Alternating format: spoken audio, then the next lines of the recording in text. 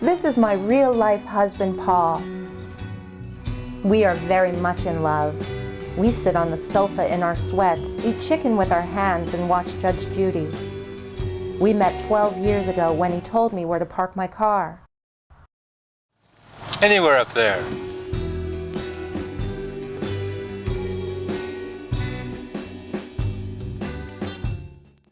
This is my fantasy husband, the actor Martin Donovan. I fell in love with Martin Donovan when I saw the movie The Portrait of a Lady. He played Ralph, the dying billionaire with the bad cough. One of my favorite fantasies is where I attend a film festival party at Norman Jewison's house. John Cusack is there and he's constantly trying to get my attention. He's all over me. I guess I thought he was kind of cute back in the day, but I was younger then, and now that I see him in the daylight, well, he was younger then too. It's my fantasy, and I tell you, he's no Martin Donovan. Suddenly, Martin Donovan appeared, smiling and coughing. The other guests seemed to fade into the background. It was like we were the only two celebrities there. We danced and drank and talked until the first light of dawn.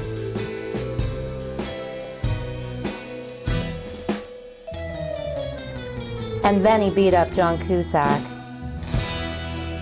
Now, I don't know if you've ever had two guys fight over you or not, but I can tell you that it is flattering and embarrassing at the same time.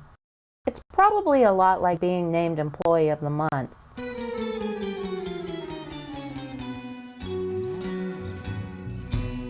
Then Martin Donovan gave me his mother's wedding ring. He has been carrying it around with him since he was 17. That's 28 years. Finally, thank goodness, Martin Donovan has met the right girl. Apparently, during my marriage vows with Paul, I said something like not marrying anyone else, but I was drunk and I wasn't really listening. One of my other favorite fantasies is when Martin Donovan and I accidentally get locked in a department store and have to spend the night there, in the champagne section. It's always a hard day in a girl's life when she has to introduce her fantasy husband to her flesh husband. It could go either way, really. Except for being married to me, they didn't really seem to have anything in common.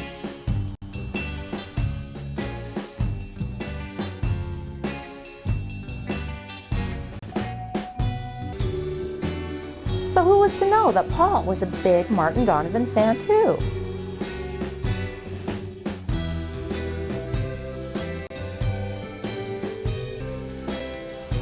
You know, at first, I didn't think my real-life husband would like my fantasy husband. Something very strange happened. It's actually very hard for me to explain it. For some bizarre reason, they hit it off. They got along incredibly well. They were best friends. They were inseparable, like codependents. So there we were, 3 peas in a pod. Surely this was the happiness of TLC in the Don't Go Chasing Waterfalls video, or those dwarf guys that they have in Disneyland, or the Three Stooges. We had the happiness of 7 dwarfs and 3 stooges. One day while meditating, we actually levitated in unison. Sometimes Martin Donovan, Paul, and I would have our own private kegger parties in the backyard, just like college kids. But mostly, we would while away the hours, Paul and Martin Donovan worshiping me. With 2 guys treating me so royally, I know now how Princess Fergie must have felt when she lost all that weight and got that spokesmodel job at Weight Watchers. Sometimes we would get in the truck and have lunch at a country bistro, or at the latest hip spot downtown. But no matter where we went, 2 things for sure. Martin Donovan would always drive, and he would always pay. Everything was great. If you can't handle a few minor problems in a fantasy, then you're doing something wrong.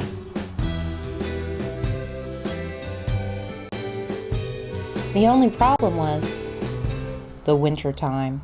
Martin Donovan could not handle the tricky driving conditions. One day, while driving back from our fencing class, he spun out of control on some ice and crashed into a cat hospital. When we all came out of our comas, things were never the same.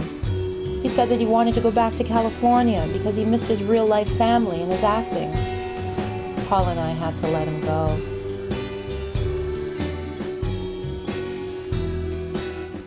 Aren't actors great?